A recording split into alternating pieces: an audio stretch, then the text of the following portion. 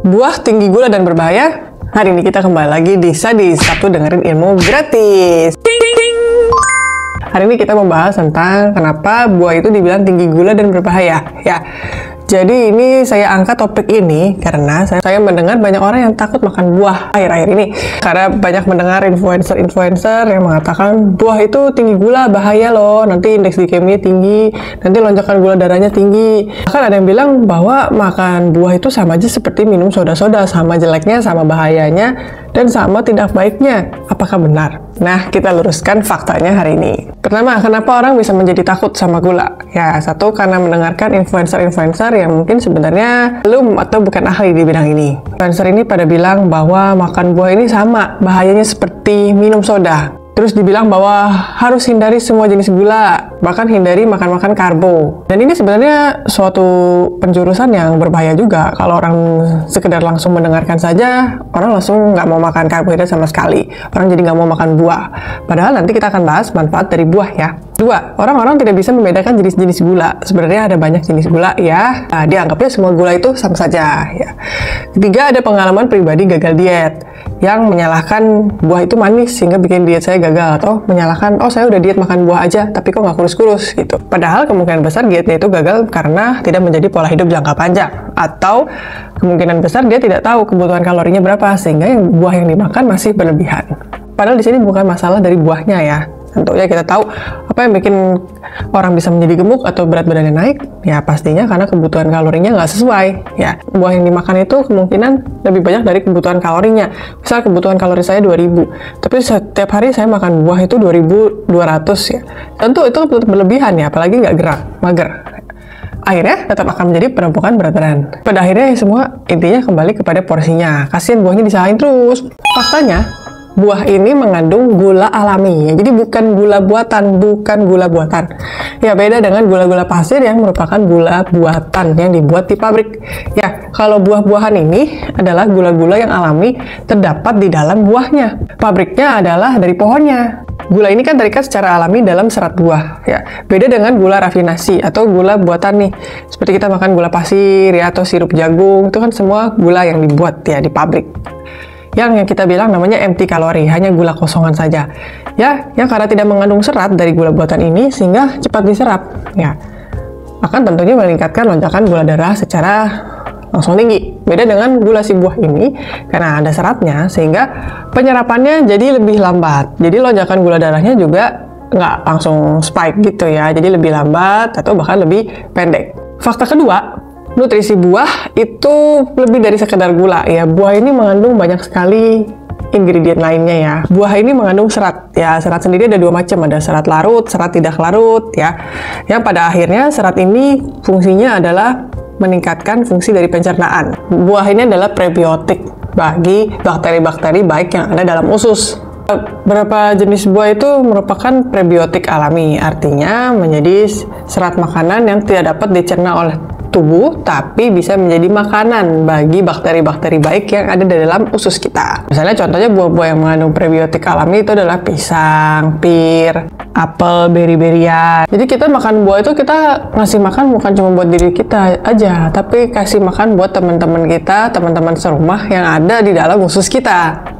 Selain itu karena buah mengandung serat ya, sehingga tadi gula darah tidak langsung melonjak, tidak langsung tinggi. Jadi mengontrol kadar gula darah kita. Kita kalau makan buah utuh karena ada seratnya itu sehingga kan lebih susah dicerna ya dibandingkan kita minum jus yang air gitu, langsung nggak ada effort dari tubuh. Tapi karena ada serat ya bikin susah dicerna nih oleh tubuh kita. Nah, sehingga kalau kamu makan buah utuh, untuk memecah seratnya ini kan jadi lebih sulit bagi tubuh ya. Jadi lonjakan gula darahnya lebih lambat. Itu buah ini mengandung banyak vitamin dan mineral ya, vitamin A, B, C, D, E, K.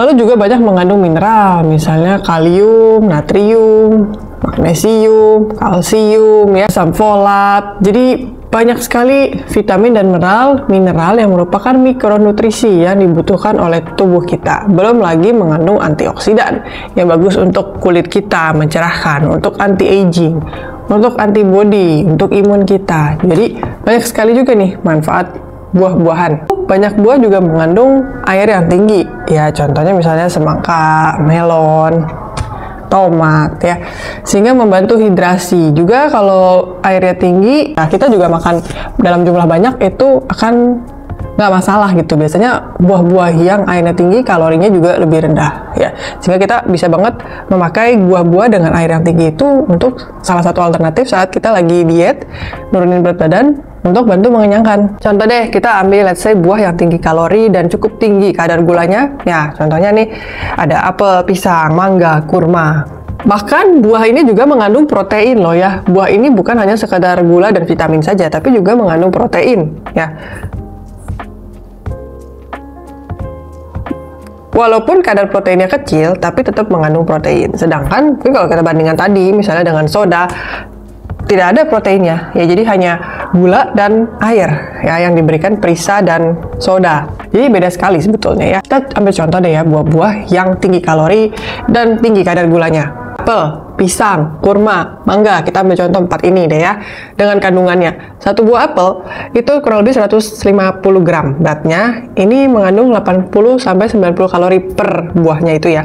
Ini sudah mengandung 4 gram serat dan 18 gram gula alami. 4 gram serat ini lumayan, kita kebutuhan hariannya sebagai orang Indonesia itu butuh 25 gram serat dalam satu hari. Kalau bisa dalam satu kali makan, ya kita bisa makan paling nggak ada 10 gram serat ya, atau sepertiganya. Jadi kalau kita makan apel sebagai snack ada 4 gram seratnya, itu udah lumayan banget ya. Kalau kita makan 2 apel ya udah dapat 8 gram serat. 18 gram gula alami. Tetap bikin kenyang ya, karena mengandung banyak vitamin dan mineral ya. Nutrisi yang dibutuhkan tubuh dibandingkan satu gelas soda 250 ml yang mengandung 120 kalori, 27 gram gula, tanpa serat dan tanpa vitamin. Oke, yang kedua adalah satu buah pisang ya. Satu buah pisang itu beratnya kira-kira 120 sampai 150 gram dengan kalori sekitar 100 sampai 130 kalori per buahnya ya, tergantung besar pisangnya. Mengandung 3 gram serat dan 15 gram gula alami.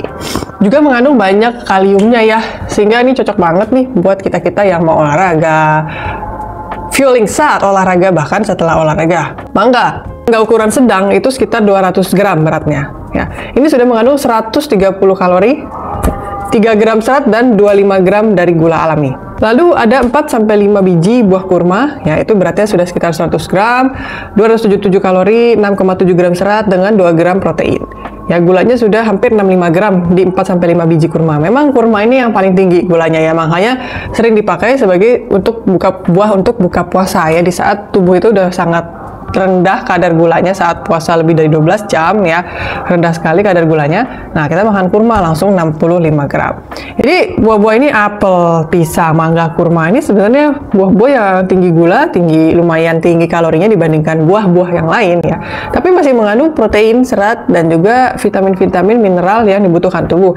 Bahkan ini karena gulanya cukup tinggi, sebetulnya bagus banget buat jadi sarana buah yang dipakai sebelum olahraga, untuk tenaga sebelum olahraga ya, jadi pre-workout meal ya, atau bahkan untuk fueling saat olahraga ya. Misalnya contohnya banyak pelari memakai kurma, pisang saat olahraga untuk makan ya, mengisi kadar gula yang hilang saat olahraga dengan makan pisang ataupun kurma di tengah jalan ya, biasanya untuk long run, atau bahkan juga untuk mengisi gula yang hilang, glikogen itu setelah olahraga. Jadi ya udah habis ya, setelah lari panjang olahraga ya bisa diisi lagi dengan mudah ya. Sebenarnya ini dari segi kepraktisan ya, karena kurma kecil gampang dibawa, pisang juga gampang dipegang ya, bisa dibawa kemana-mana dengan mudah, sehingga biasanya menggunakan itu. Sedangkan kan kalau misalnya kayak apel harus dicuci dulu, mangga itu harus dipotong-potong dan dikupas dulu ya. Jadi kenapa orang lebih sering pakai kurma dan pisang, karena lebih segi praktisnya dan juga mengandung gula yang cukup baik nih, gula yang tinggi untuk fueling saat olahraga. Nah, jadi buah-buah ini manis alami, mengandung serat bahkan protein ya, mengandung vitamin dan mineral yang dibutuhkan tubuh dan banyak manfaatnya justru saat kita untuk melakukan olahraga. Dan kalau kita mau bandingkan dengan satu gelas soda yang 250 ml sampai 500 ml itu sudah mengandung biasanya 20 sampai 30 gram gula. Itu artinya sudah mengandung sekitar 2 sampai 3 sendok makan dari gula pasir, atau bahkan 6 sendok teh gula pasir. ya, yang tidak mengandung serat, tidak mengandung protein, dan tidak ada vitamin dan mineralnya. Jadi itu yang dibilang empty calorie. Belum lagi kita bisa bedakan bahwa yang namanya gula-gula tambahan itu kan semuanya dibuat di pabrik. Jadi semuanya diproses ya melalui proses yang tidak sedikit ya. Jadi kalaupun ada vitamin dan mineralnya itu pun ditambahkan dengan buatan. Sedangkan gula dari buah ini semuanya sudah alami. Gula pasir itu kan kalau mau ditambahin vitamin pun dan mineral pun itu sudah melalui proses-proses yang cukup panjang di pabrik. Jadi bukannya sifatnya alami. Sedangkan kalau kita makan simple satu buah pisang saja itu sudah mengandung vitamin dan mineral yang alami, memang ada di dalam buah itu tanpa melalui proses. Jadi kita bilang bahwa buah itu adalah whole food ya. Ya, buah itu mentah langsung kita makan, tidak melalui proses sama sekali, tentunya akan jauh lebih banyak manfaat dan lebih menyehatkan kalau kita bandingkan dengan yang namanya vitamin dan mineral yang dibuat.